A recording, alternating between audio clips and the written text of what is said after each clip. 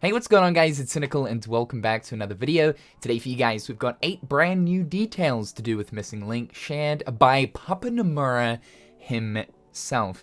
Essentially, there was a special Missing Link event held the other night for beta testers as well as Square Enix staff. Tetsuya Nomura was in attendance. There they showed off a brand new exclusive Missing Link video. I don't believe this will be public, by the way, only for the people that attended this event in Japan. It showed off a bunch of Disney worlds that are going to be present in the game. We went over this information in the previous video, so be sure to check that out. But I wanted to talk about some of the other stuff that was mentioned by Nomura to do with the game. So without further ado, let's just jump straight into it. Big shout out to Audrey over on Twitter, by the way, for translating this information. The first thing we have right here is that Nomura is aiming for a faster update schedule as opposed to Union Cross, which was several months apart. The question that was literally asked here was, I'm curious, how often will the story be updated? Nomura said, honestly, how many months did it take for some updates back in Union Cross? That kind of thing is just unforgivable nowadays. Yeah, the content cycle for Union Cross was egregiously bad. There were periods of time there where we were waiting almost like half a year. I think there was even a situation there where we were waiting for like 6 months. It was slow, and that honestly really hindered people paying attention to UX. In this current day and age, with all of the live service games we have, people expect, at least at the bare minimum, for a game to be updated every single month. For something like a mobile phone game though especially, people are more used to weekly if not fortnightly updates, so something like Missing Link really has to improve in that department. While there certainly were events and stuff that were happening at a regular pace for Union Cross, just overall substantial updates for the game were slow, like really slow. The other side of the coin here though is this time around more work is needed to actually go into development for creating updates for Missing Link opposed to that of Union Cross, being that Missing Link is a full-blown 3D Kingdom Hearts experience. But I think that Square Enix probably have more priority to actually spend time working on ML as opposed to Union Cross. The absolute most important thing though that Missing Link needs to get right is the parity between both the Japanese and the global version.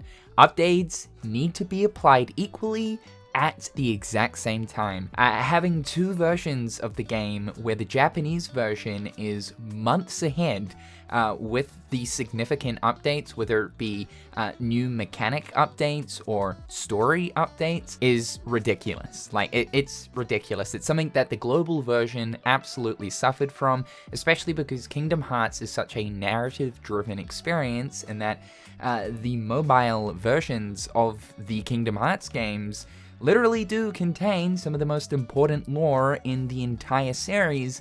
It's important for people wanting to experience that story and not being spoiled online, having to go through the Japanese version first. It is totally important that there is the same updates applied at the same time. Equal parity. This needs to be Square Enix's utmost priority with the game. Next up, Skylars World will expand even further. So this was something that I was curious to know. As of right now in the beta, it's sort of just one fairly sized area, which is the little town hub. On both sides of this area, there are closed off gates. You can actually talk to the guard that is standing outside of the gate, and the guard will say, sorry, this area is closed for the time being, something along those lines. I was sort of theorizing that perhaps maybe as you progress through the game's story, or as more updates roll out for the full version, more areas of Skylars Town will actually become available to be explored. I'm sure as also new systems are introduced to the mechanics of the game, no doubt extra things you'll be able to do towards strengthening your character and character pieces. There'll probably be additional vendors that will also be added into these areas. This is great news. I think each and every one of us want to see more of Skylars World, specifically because in Kingdom Hearts 3, I feel like we were sort of robbed a little bit. Even though that version of Skylar is totally different to the one we're seeing here in Missing Link, I think we just want to see more of Skylar. It's one of the most, if not the most interesting original worlds to ever be introduced to Kingdom Hearts. There will be a lot of cutscenes, most of which are voiced. However, there will also be unvoiced cutscenes too, but not to the extent of what they had in Union Cross. Okay, so we pretty much already knew this, but I think this is an important point to talk about. Yeah, again, this is obviously leaning more towards the side of traditional Kingdom Hearts experience. There was no voice work involved in any of Union Cross. All of the cutscenes were basic text-based speech bubble prompts that you would next, next, next, next, next. This makes story updates for Missing Link so exciting because it's like we're actually experiencing a proper Kingdom Hearts narrative, just the same way we had experienced it in a mainline game. This goes back to that point that I was making though, that more work is actually required in order to issue out especially story-based updates. Voice work, for instance. There will also be unvoiced cutscenes too, like the text-based prompts that we're so used to in Union Cross. We've sort of already seen a little bit of this within the beta so far, but again, not to the extent of what they had in Union Cross. There was so much filler in that game, and this is absolutely another thing that they need to make sure of, is that there isn't as much filler in Missing Link just to get to one important story plot point. You would basically go, and I am not even joking you here, hundreds and hundreds and hundreds of story quests before you would get to something that is substantial and is important to the overall narrative of the game. There has been so much feedback given towards Union Cross, and especially this point here that I'm trying to make, that I'm sure this time around for Missing Link, we won't be seeing the same thing. And just talking about how the cutscenes are voiced, our character does actually have a voice as well. You can choose the style of voice your character has, and they will actually engage in cutscenes. The lines, as of right now for the beta, have not been recorded, so basically the character speaks in that intro cutscene for the prologue, just there's no audio at all. But yeah, it's cool to know that our character actually engages in conversation. There will be limited time events within the game too. This is something that they are trying to figure out, most likely for the launch of the game. Just like any mobile phone gacha-based game, there's generally always some form of limited time events where they're available for 2, 3, or maybe just 1 week. We could probably also expect collaborations as well between Missing Link and some of Square Enix's other mobile titles. I'm expecting definitely a collaboration between ML as well as Final Fantasy VII Ever Crisis, bringing through some of the Final Fantasy characters into Missing Link as character pieces. We've already seen Advent Children Cloud pop up, so yeah, there will be limited time events. It's important to keep engaging content, keep the updates regular, and stuff like limited time events will help out with this. The team is currently thinking of implementing a theater mode where you can rewatch cutscenes. This is pretty much standard for like any Kingdom Hearts game nowadays, so it's good that they're thinking about doing this. Again, I think it just comes as an expected feature for any of us that want to dip back through the narrative that was on display. We can through a theater mode. There will be a lot of Keyblade designs, but whether the Kingdom Key will appear has yet to be seen. So this is a really interesting one. I wouldn't expect the Kingdom Key to appear in any sense of which, but considering that this is a story that takes place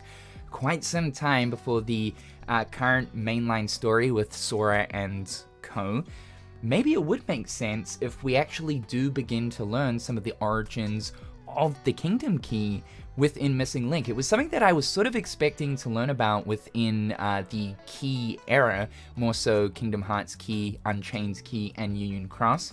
It was never really touched upon at all, so maybe Missing Link, being the era where its history was erased, something to do with the Kingdom Key actually does pop up. But there will be a lot of Keyblades in this game. There were a fair amount in Union Cross, but just from the way that Nomura has described this, it sounds like there's going to be an absolute abundance. I do hope that we do see some returning ones. Give us some ones from Days as well. Allow them to shine once again. It was great to see Missing Egg make its way into Union Cross, so like just give us more of the Days catalog. That'd be fantastic.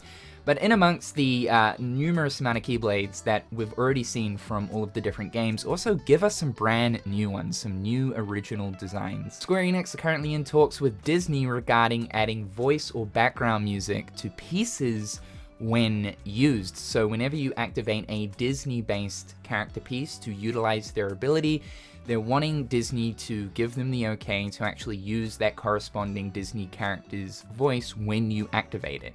Or of course, background music as well. That would be fantastic. And this slice right here is coming from KH13. The question is, are navigators different from Keyblade wielders? Is there a navigator for each of the societies? Nomura said they are Keyblade wielders, they just don't use the Keyblade. There are no navigators in each of the societies, only Freya. And by the way, this isn't like Union Cross where you can choose your favorites, so basically meaning where you choose a union. You do not choose a society. In Missing Link, you're assigned to one in the story, and that is fixed. So because we've had this constant mention of societies, I was kind of thinking maybe there would, like Union Cross, be 5 different societies or a number of societies that you maybe pick from. But it's confirmed right here, you do not pick a society. The mention of navigators is really interesting too. So Freya is a Keyblade wielder. She is going to be that helpful character in the story that will guide the different Keyblade wielders towards what they need to do, their task at hand. She is a Keyblade wielder, but she just simply chooses not to use the Keyblade. So this type of a person here is known as a navigator, more of a helpful sort. Nomura did also mention at this event too that there is a great importance behind the character of Freya. So as the story progresses as well, we'll learn more about her and exactly what that importance serves. So guys, that is 8 brand new details to do with Kingdom Hearts Missing Link provided by Papa Nomura himself. As always guys, leave your thoughts and opinions in the comment section down below. Be sure to subscribe to the channel to keep up with all the latest and greatest. Also follow me on all of my other social media platforms, links in the description down below. I've been Cynical, hopefully you're on a fantastic one, and I'll talk to you guys real soon. Peace.